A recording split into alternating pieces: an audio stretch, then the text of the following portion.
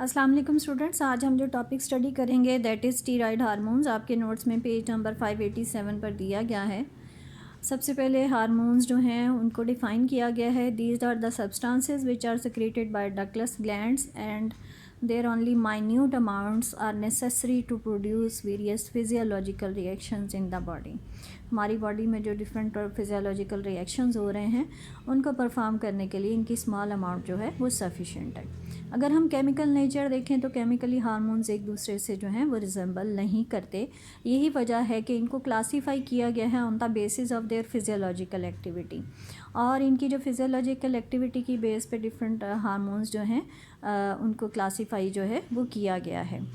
इनमें एक क्लास जो है वो हमारे पास है सेक्स हार्मोन्स की। सेक्स हार्मोन्स जो हैं they also belong to the steroid class और they are produced in the gonads. Gonads क्या हैं? टेस्टिस और ओवरीज जो हैं उनको हम कंबाइंड टर्म करें तो गुनेड्स कहते हैं। सो सेक्स हार्मोन्स जो हैं they are produced in the gonads. इसके साथ साथ पिट्यूटरी ग्लैंड जो है उसके इंटीरियर लोब से कुछ हार्मोन सिक्रीट होते हैं जो कि इन सेक्स हार्मोन्स की एक्टिविटी को कंट्रोल करते हैं। यही वजह है कि हम सेक्स हार्मोन्स को बाज़-ओ-क़ात सेकेंडरी सेक्स हार्मोन्स का नाम दे देते हैं, और जो interior lobe of pituitary gland से हार्मोन सिक्रीट होते हैं जो कि इन सेक्स हार्मोन्स जो हैं उनकी एक्टिविटी को कंट्रोल करते हैं, they are called primary sex hormones.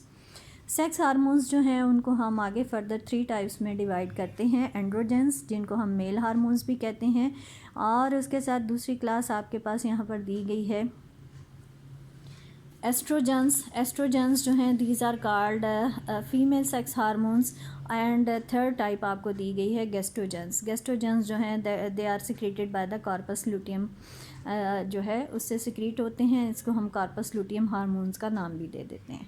इन तीनों टाइप्स में से हमने कुछ जो हैं वो डिफरेंट हार्मोन्स को स्टडी करना है।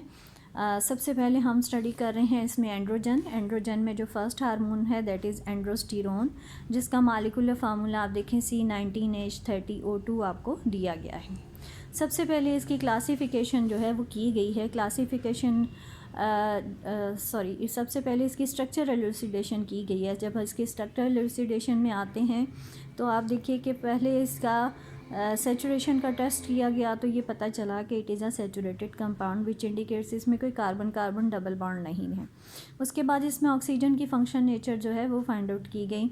एक ऑक्सीजन जो था उसकी फंक्शन नेचर फाइंड आउट हुई, that was present at hydroxyl group, क्योंकि उसने एसीटेट बनाया या मोनोएस्टर जो है वो प्रोड्यूस किया, जिससे पता चल गया कि इसमें एक oxygen in the form of hydroxyl group होगा।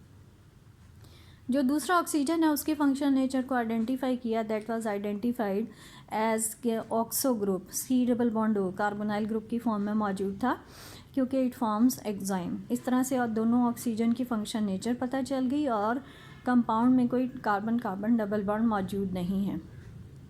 अगर हम इसके पेरेंट सैचुरेटेड हाइड्रोकार्बन का फार्मूला कैलकुलेट करें तो उसमें देखें सिर्फ हमें इसमें जो है ऑक्सो ग्रुप की वजह से C डबल बॉन्ड O की वजह से 2 हाइड्रोजन ऐड करनी पड़ेंगी, तो आपका फार्मूला बन जाएगा C19H32। 30 में 2 और प्लस कर दें तो H32 आपके पास आ जाएंगे।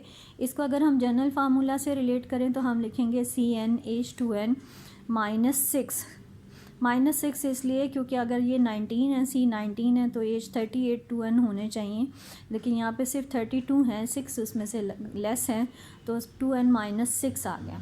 अब जब हमने क्लासिफिकेशन की थी तो हमने कहा था CnH2n मोनोसाइक्लिक है, उसके आगे -2 कर दें तो बाईसाइक्लिक है, -4 कर दें तो ट्राईसाइक्लिक है, -6 का मतलब ये टेट्रासाइक्लिक है। सो ये आइडेंटिफाई हो गया, it belongs to the tetracyclic class. और वाकई जितने भी हम स्टीरॉइड्स पढ़ते हैं उन सब में 4 रिंग्स जो हैं वो आपके पास मौजूद हैं, जिसमें से 3 जो हैं वो 6 मेंबर्ड हैं और एक आपके पास 5 मेंबर्ड रिंग जो है वो मौजूद है। तो ये एक स्ट्रक्चर एलुसिडेशन जो है वो इसमें आपने करनी है। अब नेक्स्ट पेज पर देखिए आपको एंड्रोस्टेरोन और एपीएंड्रोस्टेरोन दोनों फार्मूलाज दिए गए हैं। अगर आप इन दोनों के स्ट्रक्चर्स देखें तो दोनों में आपके पास सिर्फ डिफरेंस इतना सा है स्ट्रक्चर में कि जो आपका एंड्रोस्टेरोन है उसमें 3 पोजीशन पे जो हाइड्रोक्सिल है वो बिलो द प्लेन है, और एपी एंड्रोस्टेरोन में जो 3 पोजीशन पे हाइड्रोक्सिल अटैच है वो अबव द प्लेन है। इसका मतलब ये आपके पास 3 जो है वो बीटा पोजीशन है और यहाँ पे एंड्रोस्टेरोन में 3 अल्फ़ा पोजीशन है, दोनों में सिर्फ इतना डिफरेंस है। और चूँकि हमने ये बाकी सारा स्ट्रक्चर जो है वो दोनों में बिल्कुल एक जैसा है। अब इनको सिंथेसाइज़ कैसे किया गया ये देखिए, आपके पास स्टार्टिंग मटेरियल दिया गया है। जो फर्स्ट वन है that is 5 alpha cholestanyl. Cholestanyl word indicate कर रहा है कि बेसिक स्ट्रक्चर कार्बन स्केलेटन सारा कोलेस्ट्रोल का होगा, तो ये आपके पास कोलेस्ट्रोल का स्केलेटन है। इसमें 5 पे अल्फ़ा है, 5 पे जो हाइड्रोजन है वो बिलो द प्लेन है, और 3 पे जो बीटा है इसका मतलब अबव द प्लेन है। यहाँ पे हाइड्रोक्सिल होगा लेकिन उसका एसीटेट बनाया गया है तो OAC। कोलेस्ट्रोल में आपको पता है कि यहाँ पे डबल बॉन्ड होता है, इसलिए यहाँ पे कोलेस्टेनाइल लिखा गया, इसका मतलब उसको सैचुरेट कर दिया गया। बिल्कुल इसी तरह से नीचे आपको 5 अल्फ़ा कोलेस्टेनाइल, 3 अल्फ़ा एसीटेट, बाकी सारी सिचुएशन एक जैसी है, सिर्फ उसमें डिफरेंस कितना है कि जो 3 पे ओरिएंटेशन है वो अल्फ़ा है।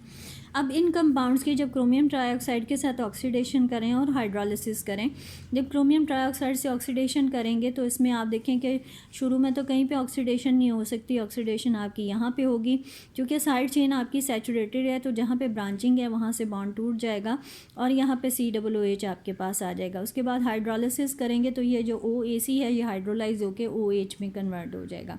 तो आप देखिए जो नेक्स्ट प्रोडक्ट आपके पास बनेगी उसमें आपके पास जो है ऑक्सीडेशन और हाइड्रोलिसिस के रिज़ल्ट में OH आपको पता चल रहा है, और क्रोमियम ट्राइऑक्साइड के साथ यहाँ पे जो ऑक्सीडेशन है कंप्लीट ऑक्सीडेशन करवानी है आपने, कि एक आइसोप्रोपाइल पहले टूटेगा, ये COOH, फिर से फर्दर ऑक्सीडेशन हो जाएगी, एक और CH2 इसमें से निकल जाएगा, फिर फर्दर निकल जाएगा, और यहाँ पे ये कार्बन जब ऑक्सीडाइज होगा C डबल बॉन्ड O बनेगा, और बाद में जब इसकी ऑक्सीडेशन हो जाएगी तो ये बॉन्ड भी टूट जाएगा, और ये जो कार्बन रिंग का है 5 मेंबर रिंग का टॉप कार्बन, इसकी 2 वैलेंसीज चूँकि पहले से बन चुकी हैं, ये जब ऑक्सीडाइज होगा तो C डबल बॉन्ड O में जैसे ही कन्वर्ट होगा इसकी वैलेंसी सेटिस्फाई हो जाएगी।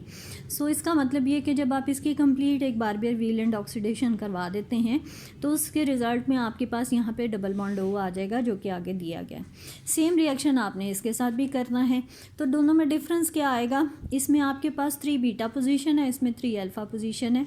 सो जब हाइड्रोलिसिस करवाएंगे तो इसकी बीटा पे हाइड्रोक्सिल और इसकी अल्फ़ा पे हाइड्रोक्सिल, जो अल्फ़ा हाइड्रोक्सिल होगी उसको हम एंड्रोस्टेरोन उस स्ट्रक्चर को कह देंगे, जिसमें आपके पास बीटा हाइड्रोक्सिल है उसको हम कह देंगे वो एपी एंड्रोस्टेरोन है। तो ये तो दोनों स्ट्रक्चर आपके पास आ गए जो कि कोलेस्ट्रॉल के एक डेरिवेटिव से हमने ऑक्सीडेशन और हाइड्रोलिसिस के ज़रिए से सिंथेसाइज किए थे। इसके अलावा भी हमारे पास इसके सिंथेटिक रूट्स जो हैं वो आपको दिया गया है। इसमें आप देखिए कि एंड्रोस्टेरोन का एक तो आपको पता चल गया कि आप इसको कोलेस्ट्रॉल के इस डेरिवेटिव से जो है वो सिंथेसाइज कर सकते हैं। ये जो हमारे पास एपी एंड्रोस्टेरोन बनता है इसको भी हम एंड्रोस्टेरोन में कन्वर्ट कर सकते हैं। अब एपी एंड्रोस्टेरोन को एंड्रोस्टेरोन में कन्वर्ट करना है तो सिर्फ डिफरेंस क्या करना पड़ेगा, बाकी सारा स्ट्रक्चर तो एक जैसा है, सिर्फ इसकी हाइड्रोक्सिल जो अबव द प्लेन है उसको बिलो द प्लेन लाना पड़ेगा।